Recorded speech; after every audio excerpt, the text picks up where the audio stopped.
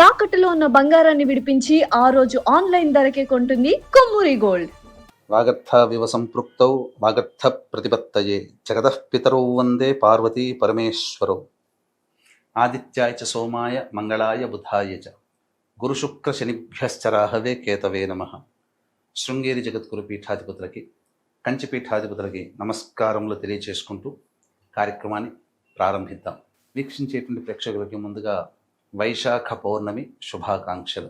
ఇప్పుడు మన కార్యక్రమంలో ఈ వైశాఖ పౌర్ణమి యొక్క విశిష్టత, అలాగే ఈ వైశాఖ పౌర్ణమి సందర్భంగా మనం పూజా విధానం ఏ విధంగా చేసుకోవాలి, ఆచరించవలసినటువంటి దానాది కార్యక్రమాలు, అన్నిటికంటే ముఖ్యంగా ఈ రోజున నరఘోష, నరదృష్టి, నరబాధ, ప్రయోగ బాధల నుంచి బయటపడాలంటే ఈ రోజున విధిగా ప్రతి మానవుడు కూడా ఆచరించవలసినటువంటి స్నాన విధానం, ఏ విధంగా స్నానం చేయాలి, ఈ వైశాఖ పౌర్ణమికి మాత్రమే ప్రత్యేకంగా చెప్పబడినటువంటి విధానము మనం తెలుసుకునే ప్రయత్నం చేద్దాం. వైశాఖ పౌర్ణమి అందరికీ తెలిసిందే. ముఖ్యంగా కార్తీక పౌర్ణమి శివ సంబంధంగా ఎంత ప్రాముఖ్యత కలిగి ఉందో, అంతే విధంగా వైశాఖ పౌర్ణమి విష్ణు సంబంధముగా ప్రాముఖ్యత కలిగినటువంటిది. విష్ణు సంబంధంగా ఉన్నటువంటి అల్వాళ్లలో ప్రముఖుడైనటువంటి నమ్మళ్వారు జన్మించినటువంటి రోజు ఈ వైశాఖ పౌర్ణమి. అంతేకాకుండా విష్ణువుకు సంబంధించినటువంటి అవతారాలలో కూర్మ అవతారం, అనగా క్షీరసాగర మథనానికి బేస్గా ఉన్నటువంటి కూర్మము అవతార స్వరూపము ఈ రోజున జన్మించింది. ఇంతకు ముందు రోజున వైశాఖ శుద్ధ చతుర్దశి నరసింహస్వామి అవతార స్వరూపమైతే, ఈ వైశాఖ పౌర్ణమి మరుసటి రోజున, అనగా చతుర్దశి మరుసటి రోజు వచ్చే వైశాఖ పౌర్ణమి కూర్మ అవతారము. అందుకనే మనకు శ్రీకాకుళం జిల్లాలో ఉన్నటువంటి శ్రీకూర్మంలో ఈ రోజున విశేషంగా పూజాది కార్యక్రమాలు జరపబడతాయి. అంతేకాకుండా ఎక్కడ విష్ణు సంబంధమైనటువంటి దేవాలయాలు ఉన్నా ఆ విష్ణు సంబంధముగా ఈ రోజున విశేషమైనటువంటి కళ్యాణాలు, స్వామివారికి పూజాది కార్యక్రమాలు జరపబడతాయి. అన్నిటికంటే ప్రధానంగా సింహాచల క్షేత్రంలో ఈరోజు స్వామివారి కళ్యాణం జరపబడుతుంది. ఇక మనకందరికీ తెలిసిందే, ఈ 27వ తారీఖు ఏప్రిల్ 27వ తారీఖు రోజున వచ్చినటువంటి ఏకాదశి, మోహిని ఏకాదశి అని అంటాం. ఆ రోజున అన్నవర క్షేత్రంలో స్వామివారికి విశేషంగా కళ్యాణాలు, స్వామివారికి విశేష పూజలు జరిగాయి. ఆ రోజున జరుపుకోలేనటువంటి వాళ్ళకి ఈ వైశాఖ పౌర్ణమి సందర్భంగా తప్పకుండా సత్యనారాయణ స్వామి వ్రతాన్ని ఆచరించమని శాస్త్రం. కాబట్టి సత్యదేవుని కళ్యాణం ఈ రోజున కూడా జరిపించుకోవచ్చు. విధిగా సత్యనారాయణ స్వామి వ్రతాన్ని కూడా ఆచరించినట్లయితే విష్ణు యొక్క అనుగ్రహం కలుగుతుంది. ఈ రోజున ప్రధానంగా విష్ణువుని, లక్ష్మీ సమేతుడైనటువంటి విష్ణు విగ్రహానికి కానీ చిత్రపటానికి కానీ తులసీమాల వేసి లక్ష్మీ అష్టోత్తరము, అలాగే విష్ణు సహస్రనామ పారాయణం చేసి పంచోపచార విధానంగా లేదా షోడశోపచార విధానంగా పూజ జరిపి స్వామివారి అష్టోత్తరముతో అర్చన చేసి చక్కగా అభిషేకము జరిపించి నైవేద్యముగా ఆవు పాలు, దానిమ్మ పండ్లు నైవేద్యంగా పెట్టి, అవకాశం ఉంటే ఆ రోజంతా కూడాను ఉపవాసం ఉండవచ్చు. అంతేకాకుండా బుద్ధుడు జన్మించిన రోజు కూడా ఇది. ఈ వైశాఖ పౌర్ణమికి సందర్భంగా మరొక ప్రాముఖ్యత ఉందండి. అంతకు ముందు రోజు అయినటువంటి వైశాఖ చతుర్దశి ఏప్రిల్ 30వ తారీఖు రోజున నరసింహస్వామి వారు అగ్రహోద్రగ్ర రూపముతో ఉద్భవించి రాక్షస సంహారం చేసినా కానీ ఆయన కోపతాపాలు తగ్గకపోతే సాక్షాత్తు పరమేశ్వరుడే కృత్య, ప్రత్యంగిర ఈ 2 దేవతల్ని తన 2 రెక్కల్లో నింపుకొని శరభేశ్వర అవతారం అనేటువంటిది ఎత్తడం జరిగింది ఈ వైశాఖ పౌర్ణమి రోజునే. కాబట్టి ఇది చాలా మహిమాన్వితమైనటువంటి రోజు అని చెప్పడంలో ఏమాత్రం సందేహం లేదు.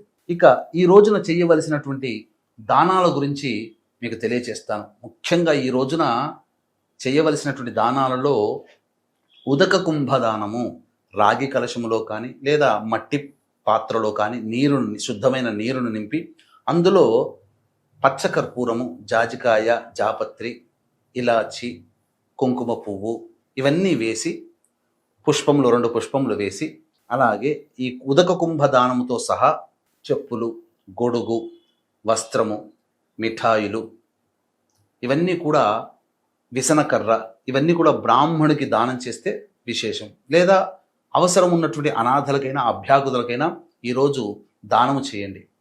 అంతేకాకుండా విశేషంగా ఈ రోజున అన్నదానం చేస్తే గొప్ప ఫలితము. అలాగే నీటి దానం చేయండి. ఇంటి ముందరైనా ఎక్కడైనా ప్రదేశంలో చలివేంద్రం ఏర్పాటు చేసి దారిన పోయే వ్యక్తులకు అందరికీ కూడాను నీటిని అందించండి.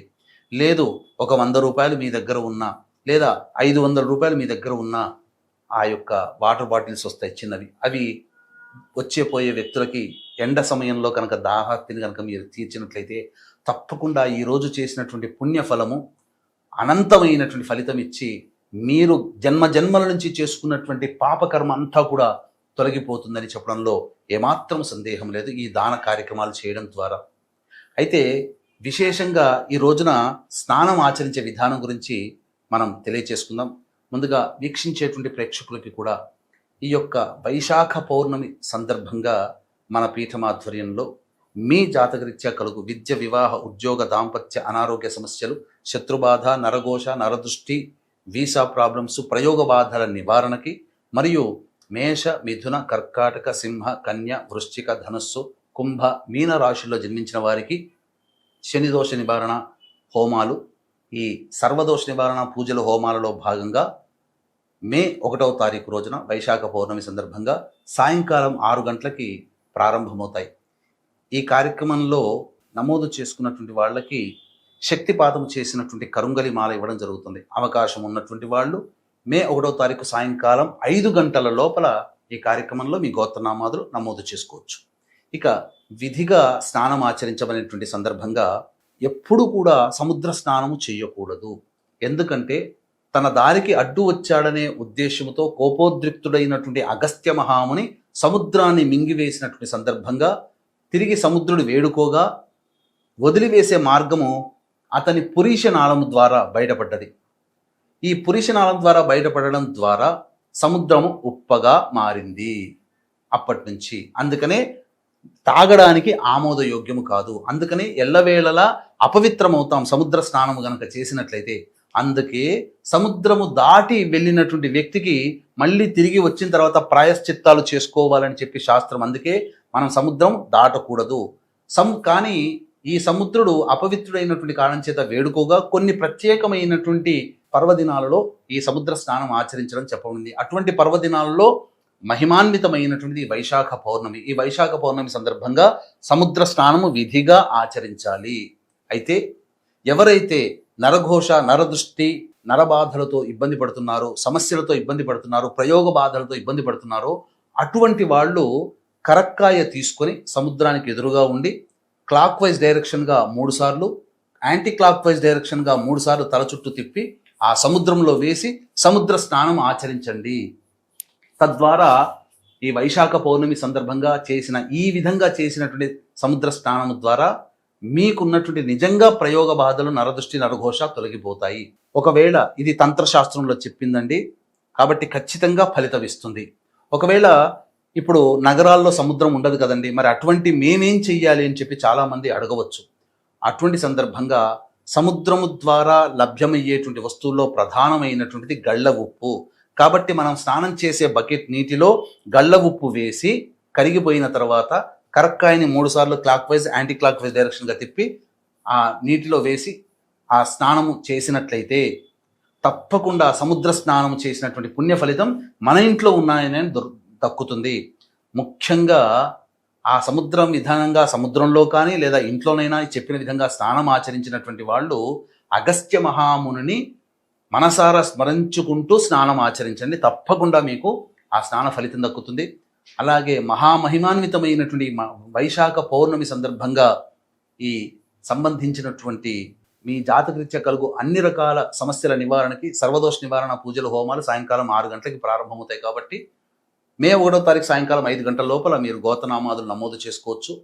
ముఖ్యంగా కాలసర్పదోషముతో బాధపడేటువంటి వాళ్ళు ఈ వైశాఖ పౌర్ణమి సందర్భంగా లక్ష్మీ నరసింహస్వామి వారి కళ్యాణం జరిపించినట్లయితే తప్పకుండా సందర్భంగా ఉన్నటువంటి దోషాలన్నీ కూడా, కాలసర్ప దోషాలన్నీ కూడాను తొలగిపోతాయని చెప్పడంలో ఏమాత్రం సందేహం లేదు. ఈ విధంగా కార్యక్రమాన్ని అంతా కూడా ఆశాంతం విని ఈ మంచి రోజు ఉన్నటువంటి అవకాశాన్ని అందరూ వినియోగించుకొని దైవానుగ్రహానికి పాత్రలు కాగలుగుతారని నమ్ముతూ సర్వం శ్రీ ఉమామహేశ్వర పరబ్రహ్మార్పణమస్తు.